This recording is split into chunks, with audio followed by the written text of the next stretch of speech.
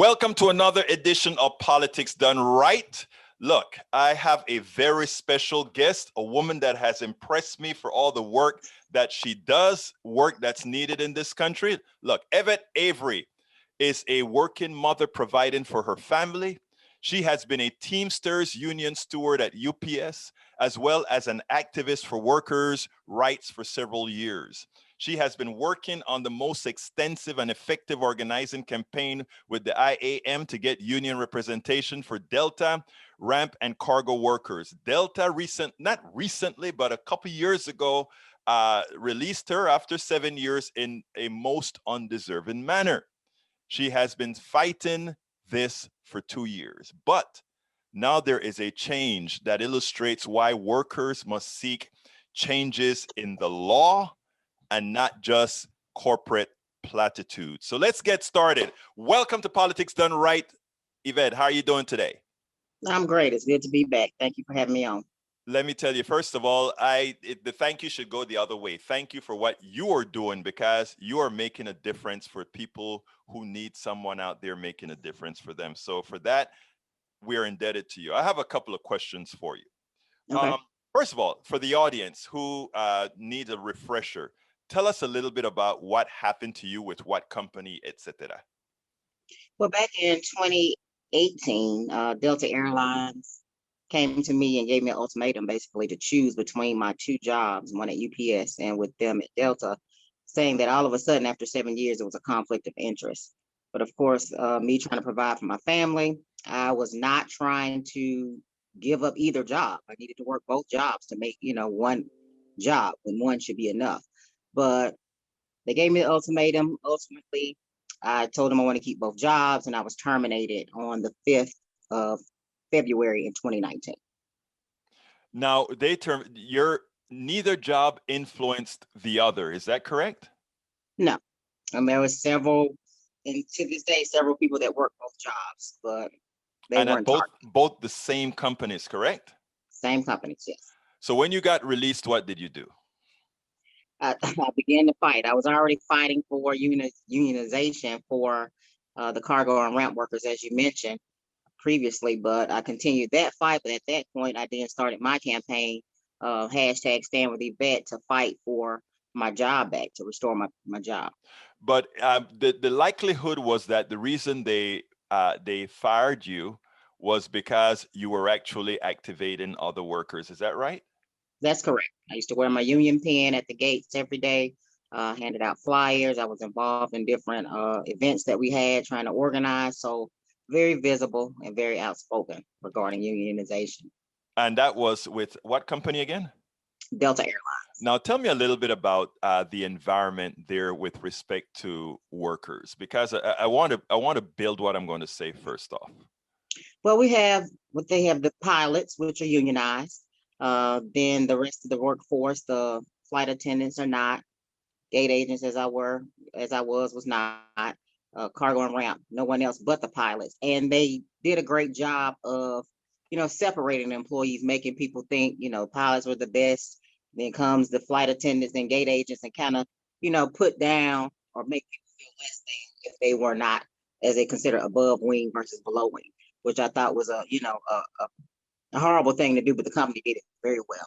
Also, you said, wait, let me stop you there. You said they kind of name it above wing and below wing in sort of and that had more connotations than just below the wing. It actually means lesser.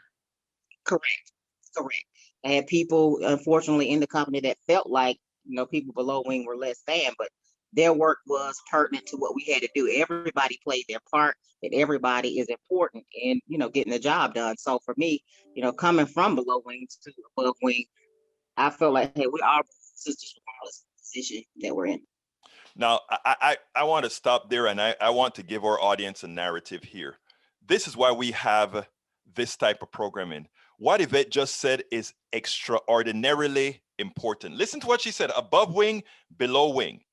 Could that pilot fly the plane without those guys who put the luggage into the hole? Could they have a business without those who are fueling the plane? No. Could they have a business? Could they make money?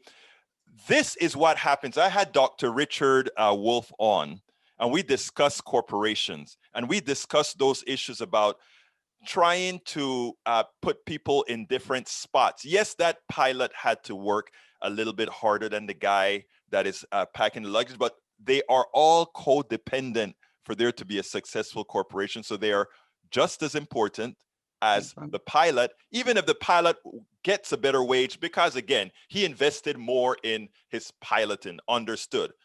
But they all make the business. Continue, please, Evette. I just wanted to make that narrative for a lot of people who tend not to understand that everybody matters. Right. So for, the ones who were not unionized, so we all trying to fight to get there. The flight attendants had their separate campaign of trying to organize as well. But of course, like I said, being out there trying to get it done was a reason to get me out of the way. And I believe that was the basis of my termination with Delta. Now, since then, you've done a lot because I've watched you. Since then, you've been all over the place with workers. Why don't you tell us a little bit about what you did? And I want you to tell it in a way that empower others that this is what has to get done if we are going to really have workers right. It'll make the $15 an hour thing more important to the politicians than they think it is. Well, yeah, since the termination, of course, I did travel to different places to speak to several different other, Delta employees, as well as people in the community, speaking on what was going on inside the corporation, and that my situation was not singular. We've had other people, other activists fired. Even subsequent to my termination, other activists were, chosen to be fired throughout the country. So just making everyone aware is something that I did, helping through the IAM. Even though I was a Teamster, I'm union. Regardless, I believe unions should be there for workers. Workers need those rights. They need to be able to speak out on the job, and especially coming from an at-will state, Georgia, I know how important it is to have that union contract when you're on a job. So people need to know, sorry to interrupt. Okay. People need to know what at will is, because most people don't understand that. They think that is a good thing. No. So at will is basically right to hire, right to fire. So the company has a right to tell you, hey, we don't need you anymore. They don't have to give you a reason, as long as it's supposed to be not illegal, which, is very loose as far as what illegal is. But as long as it's not an illegal reason, they have the right to fire, just like the employee has a right to leave whenever they get ready from the employer. So that's the also it's a right to work statement. Sounds really great, but it's not. Right to work means that if it's a unionized company, that employees that are hired that do not have to join the union. They can work and receive all the benefits of the union, but don't have to pay union dues, which is something, that's not really fair, because people are fighting on their behalf, but they don't have to, pay into that fight. So for me, like I said, going around the country, making people aware of the tactics that the company uses and what they can get away with because of the laws that are in place. Well, you did a great job about that. I was following your path all the times as you went place to place and as you made those talks and empowered people. Now, one of the reasons I wanted to talk to you again is that I think after 2 years, the law firm had something very special to tell you. Yes, after 2 years, they called me up and let me know that they were going to close my case. The main law firm that I was dealing with used other litigators, in order to take on some of their cases, because there's so many different cases. So they use other attorneys. And so the other attorneys called me first and was like, oh, it's against Delta. Oh, well, we're not gonna, mess with that, because we're not successful with them. And I thought, my case is strong. And of course, we all, everybody thinks the case is strong with all the evidence I had, but the laws basically worked against me. So the main law firm that I was dealing with, the guy called me himself and broke it down for maybe over an hour and had a great conversation with the differences between the laws. I know some people may be familiar with the National Labor Relations Board Act versus the Railway Labor Act. So Delta would fall up under the Railway Labor Act, which basically limits, your ability to go against the company or to go after the company. If we were under a different act, then I would have a little more rights as an employee to be able to sue and go after them for wages that I've lost and things of that nature. So because of the law that I was covered under, it limited what I could do. And for them to go and spend the money to fight it, even though, it's a slim possibility, maybe it would have come out right. But the type of wages I was looking for, or the type of money that would be recovered would be worth the cost of trying to get it done. And Delta, of course, would fight it to the end and keep on trying to make people spend more money, because they have an unlimited, fund source. Even though now during the pandemic, it's changed a bit. So, but still, they have a lot of power and resource. So that's basically what it boiled down to be. The laws basically don't work for workers in this state. Well, this makes your job a lot more important because now it's not about your case. It's about the case that covers workers, periods, and period. And what's interesting is you just made a distinction between the NLRB, National Labor Resource Board, and the railway, which you can see what they did there, right? They separate them so that they could, these very powerful companies don't really fall under the same law. So it is incumbent on you and other activists to know the difference and make sure that laws get changed both nationally and in each state to protect the American workers. Is that right? That is very correct. So we're now in, hopefully, yes, we have different leadership, but we're going to have to hold the new leadership we have accountable to push for a federal, to get rid of right to work federally. That would be great to help out workers all across the country immediately. And, something like that would make drastic changes. They have no idea the changes that could come because of the power of the worker. Because we really are the ones that are the backbones of the company. Without us, it would not work. They would not work.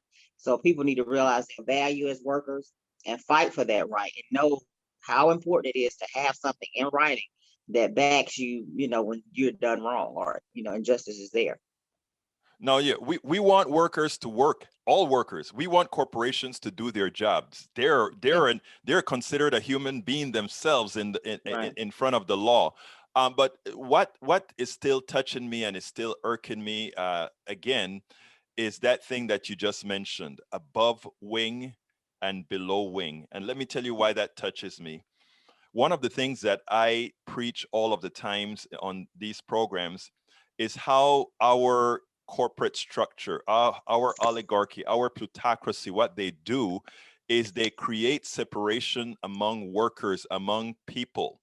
And the reason that they do that is if you are fighting with, if the, and I'm going to use the terminology as painful as it is, if they have the below wing workers fighting with the above wing workers, and the above wings workers think they're a cut above the below wing workers, they create a dissension between those two groups so that they can fly above the fold. The corporation fly above the folds as the rest fight for crumbs. How can you as an activist get with the other unions that have been deemed above? How do you work to let them realize without you, they ain't got nothing? Yeah, that's just very putting it on a human and personal level. We just have to reach out to people where they are, because you are a pilot, you did come from somewhere.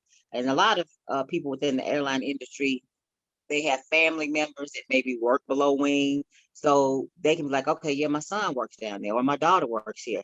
So yeah, I would love for them to have, similar rights that we have as pilots. So that's just simple conversations, coming to them and like, hey, y'all just support the unionization process that's going on with your fellow employees, with your, flight attendants, and with your below wing and cargo employees. Just having those type of conversations, and those things that I did do while I was at the gates, letting folks know. They'll see the pen like, hey, yeah, I'm glad you're doing that. So just, being visible, talking to them, having quick conversations can make a big difference when it comes to unionization of the Yvette, rest of the. that sentiment is how we close out, because that is so important.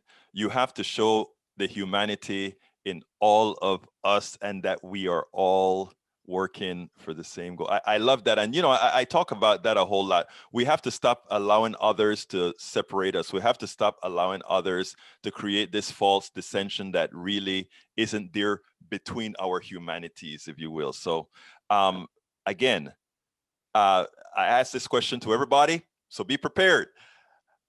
What would you have liked me to ask you that I didn't ask you? Just a point of how the loophole worked when it came to Delta.